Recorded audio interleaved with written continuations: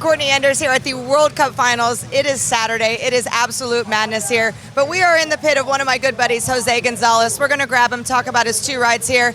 But first things first, he will not be the one to tell you. It is the birthday boy. So we want to wish Jose Gonzalez a happy birthday. Now let's hear from Jose. I come to find you yesterday. You were here Thursday. Where were you yesterday? Well, I had to leave. My twins' birthday was yesterday, so we had a party for them back home. So that's more important. That's first. So I dedicated for family. Yesterday, I came back today.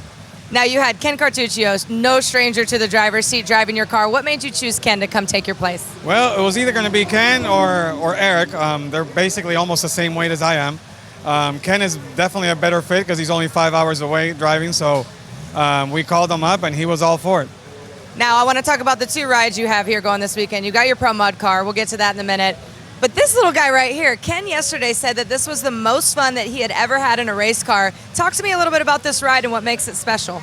It is. It's a Toyota Corolla AE86. It has a 2JZ motor in it with a 98 millimeter turbo. It's only got 94-inch wheelbase, so it's definitely a handful.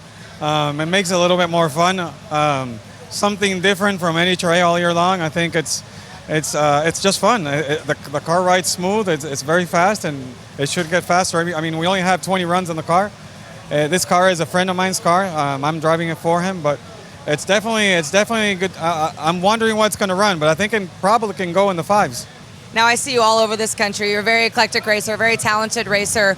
What is it about the World Cup that makes you guys so excited? You've got a whole crowd here. It's like a party.